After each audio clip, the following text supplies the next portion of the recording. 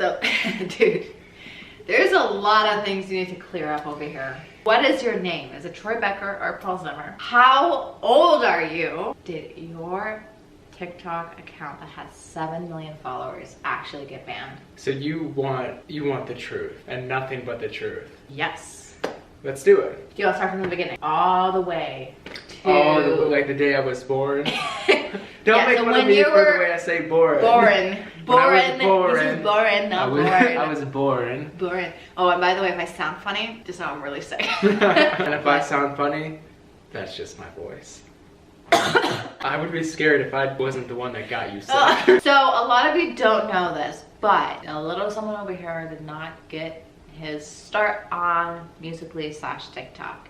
You actually got it on YouTube. I got my start on YouTube with my best friend. I think it was in like 2014. We had a channel called ! So that's how I got my start in social media, was on that channel. It was honestly a lot of fun. We did like a lot of different challenges that were going on YouTube at the time. We were obsessed with like emo bands and whatnot. Oh gosh. Break my computer, why don't you? So actually though, going to the beginning for real now, okay? For real, and beginning, we're talking like, when did you get like introduced to social media, and what were the reasons for you to start doing it? God, I was like 12 years old, so I don't remember how I was exactly introduced to it. I actually think my older brother showed me videos on YouTube of like the OG YouTubers, or just like funny viral videos, and I was homeschooled, so I didn't have many friends, and I would always see like people commenting on the YouTube videos. Oh, we can tell you were homeschooled.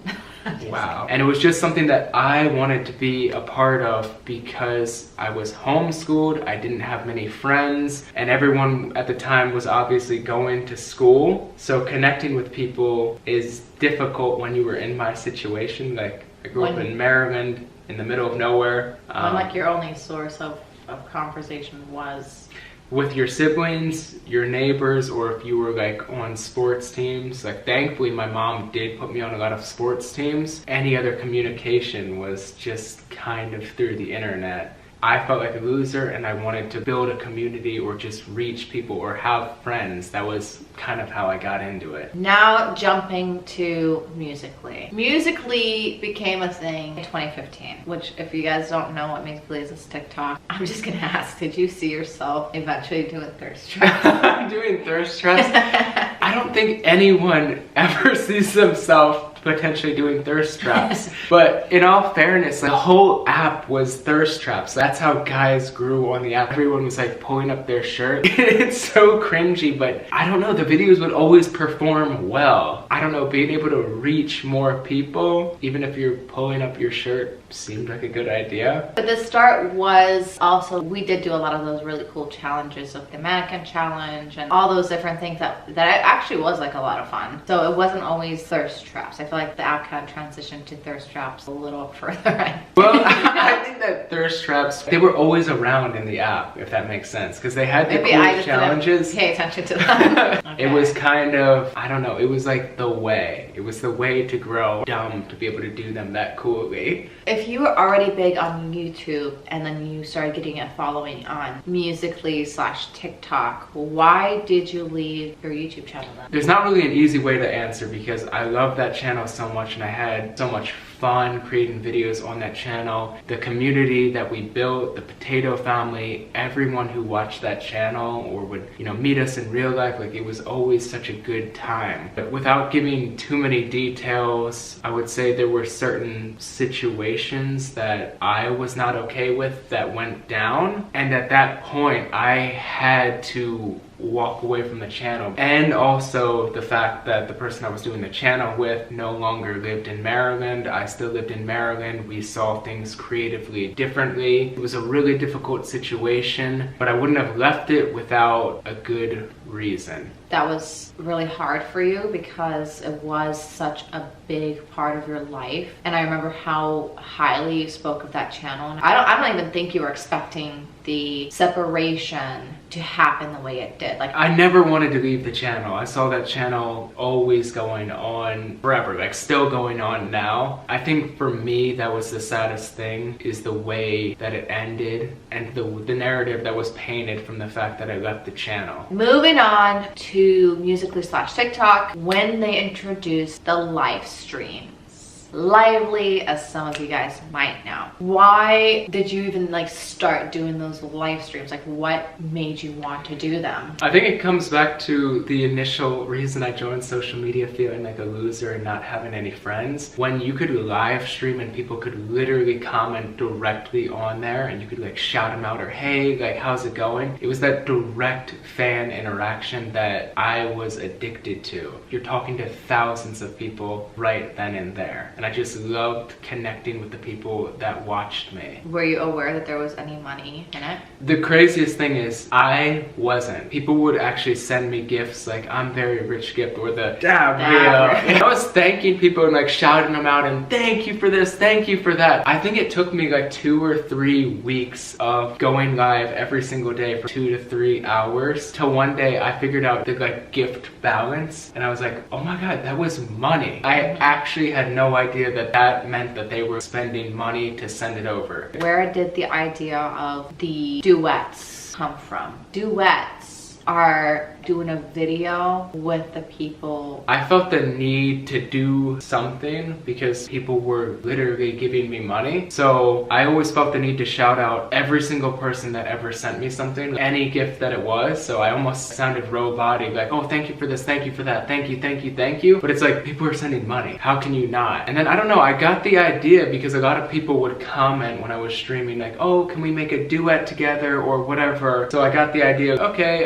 top gifter gets a duet, just because you're not about to give all of these gifts and get nothing. That's, to me, is just wrong. I remember seeing a video of you that was circulating everywhere. I don't remember where I saw it. It was like people calling you creepy for like calling one of your followers cute or something. I don't know what you have to say about I think that I know one. the video you're talking about. And to be honest with you, it's like everyone who supported me and watched me, I know that they were like a lot younger and I have nephews in my life, so I kind of looked at them in that light. And a lot of them had self-esteem issues where they would comment on my Musical.ly/TikToks. Oh, like, I think I'm beautiful, but my friends think I'm ugly, or I feel like I'm not beautiful because my friends say I'm fat or whatever. So whenever I had an opportunity to talk with them, I always wanted to make a positive impact, just like, oh no, like, you're beautiful, I love you, you're so cute, you're such a cutie. Trying to, you know, give them some self-esteem, because once again, I had none of that when I was growing up and I was, you know, super young. So I felt like, I don't know, I felt like if I could boost their self-esteem, that would be a good thing to do. People that looked at that in a creepy way, I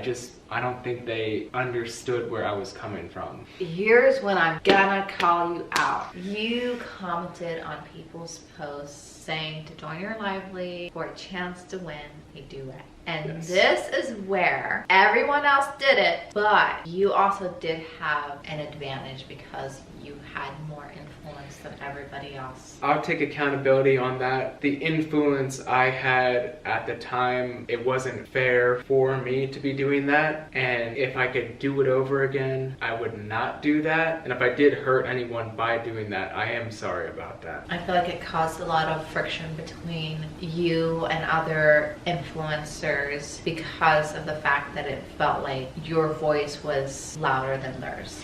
I would definitely agree, because at the time I was the #1 or like top streamer. I was doing it every single day, and I definitely can see where I might have pissed a lot of people off doing that, and it wasn't cool of me. But did you actually deliver on the duets or did you not? On the duets, yeah. So the thing is, I posted, as you know, 20 TikToks, Musical.lys every single day. When I would put out the duets and whatnot, I mean, there's so many posts that sometimes people would be like, hey, like, where's my duet or whatever? over and I'd be like live streaming and I'd say like, hey, you've got to just scroll through like all my posts because I like posted so much. Basically, they had a leaderboard. The more that you would post, the more likes that you would get, the further up on the leaderboard you would get. If you were high up on the leaderboard, the more followers you could get. Hence posting so many. But yeah, every single time I promised a duet, I delivered on the duets. Going live every single day and sometimes twice a day, you were posting how many? And that's what we're talking, over a year and a half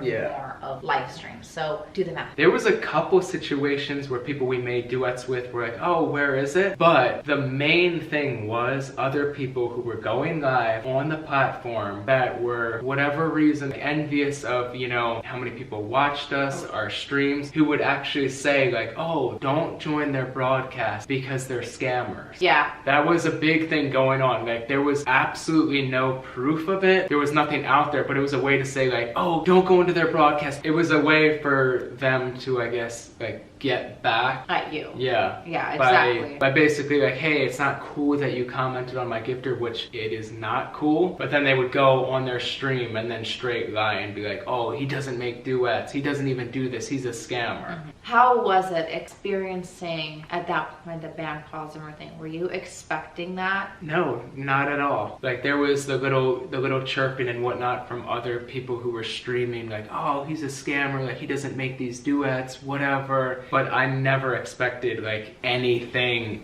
after that. When the whole band Paul Zimmer thing came out, I was like, wait, over what exactly? Like, I was dumbfounded when it happened. Like, I thought it was almost like, oh, this is like, what is this, like a joke? And that's when I like went into the hashtag and started looking into it, and I was like, whoa, okay, this is like for reals. This is serious, yeah.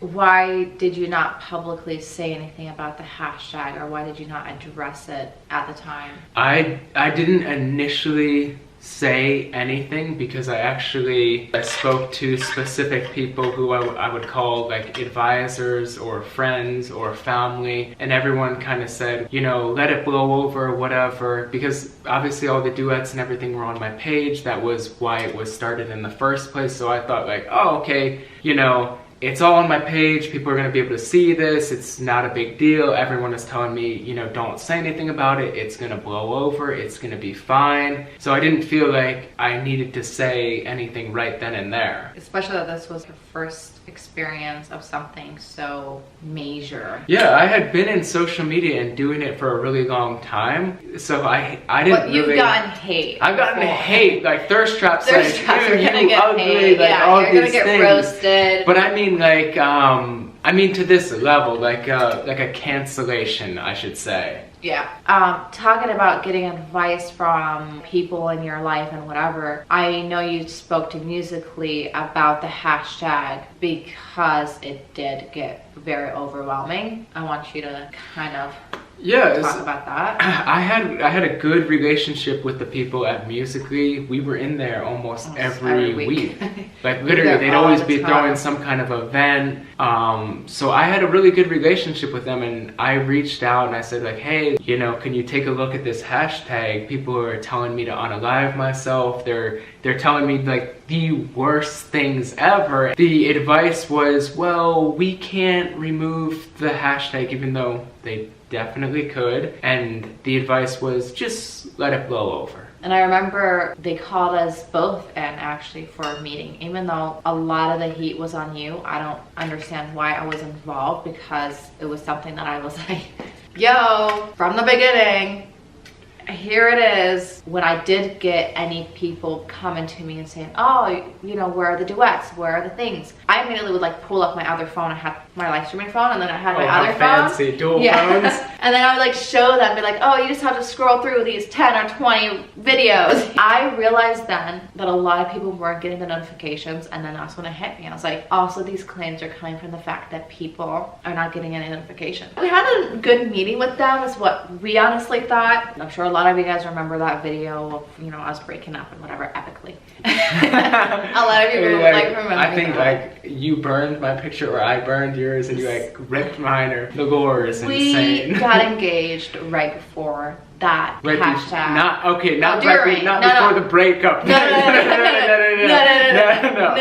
Before the hashtag got as big as it got. Yeah. And we had plans on sharing that engagement. We just didn't do it immediately. Well, anyways, it was like a surprise to me. I didn't actually expect it. I really wanted to share the engagement. Like, I was so excited about it because you guys had been following us since basically the start of our relationship, and I felt like we wanted to bring you guys along for the ride. Actually, at that time, like, our relationship was fully online. You know, we'll talk about it publicly, and then that's when the hashtag grew. Why did you not want to share that information? I was still operating off of bad advice with let things blow over, this is the way to do it. And the engagement was like a good thing, like a really good thing happening in my real life. Like, not through my phone or anything, like real life. I'm engaged, this is amazing. So I think I just leaned into what felt good at the time, which was our real life. And that led to the fact that I didn't address, you know, the hashtag or things going on, because why would I, you know what I mean, ruin this good feeling that I'm having to like go online when it's filled with hate. I still, in my head, I remember let it blow over, and then that we were gonna share it was kind of the feeling that I had about it. And then we had a wedding to plan. That's when we decided to take a little break. Yeah, I think that's when we decided, hey, we should take a little break. Family's coming into town. Like, none of our family lived in California. We're planning a wedding. We're having a wedding. Like, all of these things were happening so quickly. We just put all of our focus into that because it was like real life was happening right now. Did you actually think it was gonna be a little break? Yeah, I thought it would be a little break. You know, we could get married, we could, you know, go on our honeymoon and be like right back. I know that we were missing you guys so much, just that interaction that we built. So it was definitely counting down the days till we're gonna come back in a way. The fact that we never took a break, that was not a thing for us. We were people to be like, go, post. And that's when the shock happened onto our accounts. People assumed we were banned. So were you banned? No, but I did lose access to my account at the time. Did you actually realize that taking a break made people think that you got banned? And it made people actually like go crazy with these stories that you were banned and you actually did everything that everyone said. And at that point too, all these other like stories and conspiracies and things were building. So no, I did not realize by taking a break and stepping away that like everything would come to a climax and just explode. I had no idea. Yeah, we got engaged, we got married. It was like within months of each other. It happened like so fast, and planning a wedding is not that easy. Honeymoon, just it was like one thing after the other. Now leading into the name change, the death threats, and the insane amount of hate. Even though we had all these good things happening in our life. Yeah, I remember you were pregnant, walking around Los Angeles. You would FaceTime me that you're being stalked. I think that was the turning point where I realized that I had to get us out of LA. We couldn't be there. It wasn't safe anymore, like in our actual life. The text messages, people got our numbers. Yeah, the phone calls. The fact that I couldn't even go out alone. I was terrified. And until this day, I have insane amount of trauma. At that point, we left LA. Before we left LA, you had to change your name. Yeah. Why did you change your name? When I joined social media, I picked Paul Zimmer because my mom wouldn't let me do social media unless I had like some like stage names that no one could figure out, you know. But which is understandable because as a parent now, I would never let my kid do social media and use their real name because of safety reasons. It's not a thing. I always knew I was gonna change my name because I didn't connect with, you know, Paul Joseph Gutowski. A lot of people always thought that my legal name was Paul Zimmer. It was never my legal name. And with all of the safety things going on with the death threats, and when you change your name, they like publicly put it out there. So I wasn't about to like publicly put out there whoever is changing their name to Paul Zimmer. That just would have given people more ammunition, and I didn't resonate with like Paul anymore. It was a combination of a lot of things, but I landed on the name Troy Becker, and this was what, like 5 or 6 years ago? Yeah, that's why I changed my name. Halfway through my pregnancy, which, you know, we kind of shared a little bit about, LA was no longer a place we wanted to live in. We loved it so much, but it wasn't a place we wanted to raise a kid. It wasn't safe. And we moved outside of LA to like this very remote area. Middle of nowhere type area. Yeah, and moving to the new house and having a kid right after that, that's when all the craziness happened. You had a post that was put out there on Paul Zimmer's account, yeah, saying that Troy Becker is not Paul Zimmer, and Paul Zimmer is not Troy Becker, and that you were 16 years old. Yikes.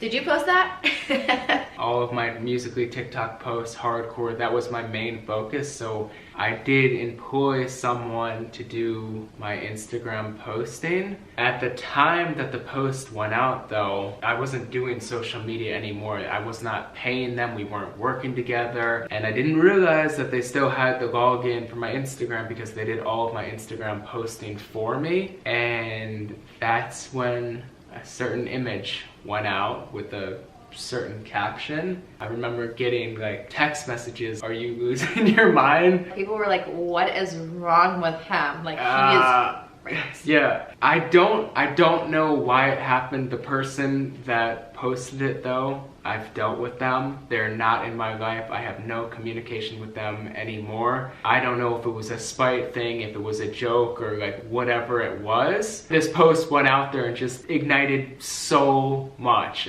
So yeah, that's how that post went out. You found out through text everybody messages, else. Yeah. I found out after it was too late. I had every news company like going to then my acting agent and manager at the time for the story, wanted an interview, like publicity and things that I had never even experienced 1% of. I had never seen something like this ever. It was like all over Snapchat news, all over everywhere. Because it made him look so so delusional and insane. Especially I was like 24 at the time. I feel like I could have been better though. Like, but you can't tell when people are gonna like do that to you. You know what I mean? Like you can't.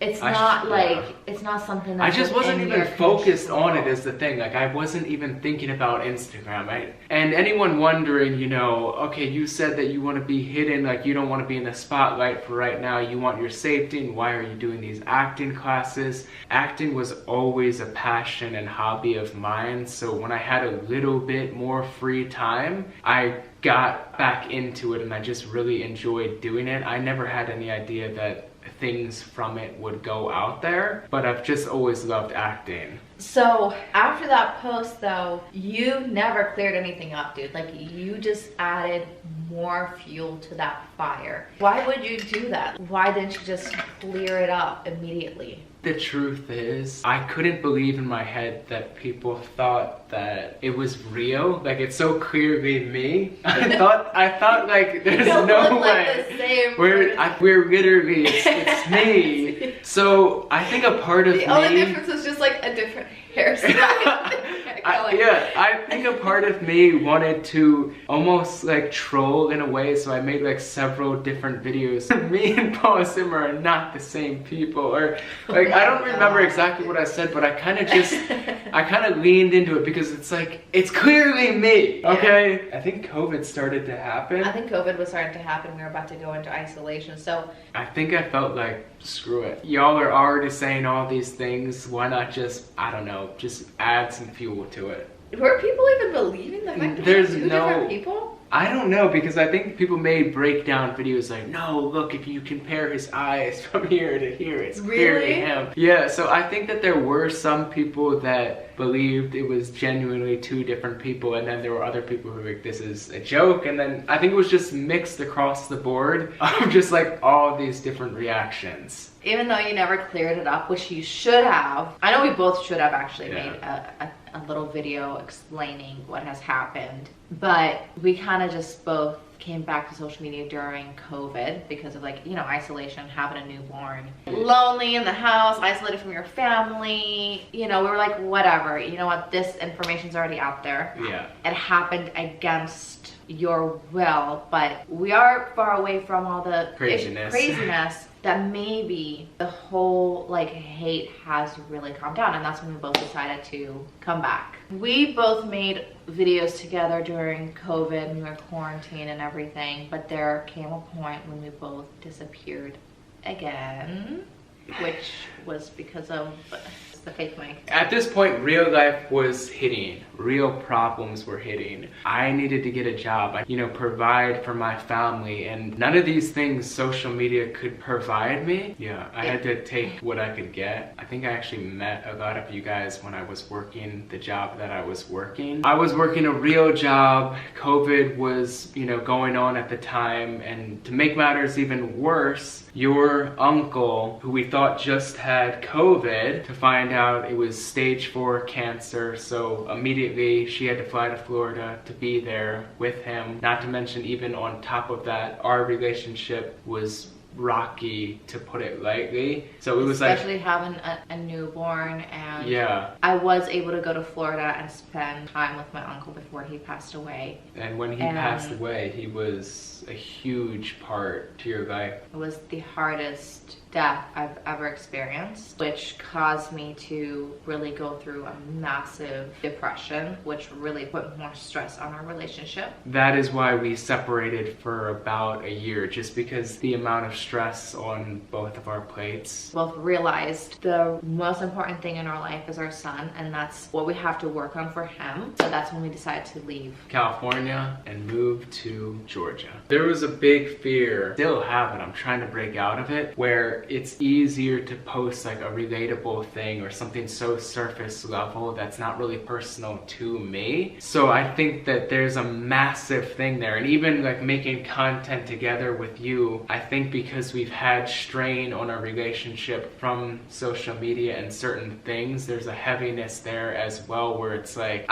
like, let's say I made a short little video, put it on my TikTok, and that was the first time I like put my authentic self out there to you guys again, and seeing the amount of love and how much you guys missed me, missed this girl, missed us, it kind of reminded me that we had millions and millions of followers and people that we called friends, fans, like in our lives, and that connection with you guys, it reminded me of that, and something kind of snapped in me where I'm like, hey, even if we post something and it gets a lot of hate or whatever, even if there's some good comments or we reach some people or positively impact them, it's worth it then. And I think that's something that took a really, really long time to like work through. 7 years later, and you're finally hearing the story. Wait, what about you, Jamie Rose?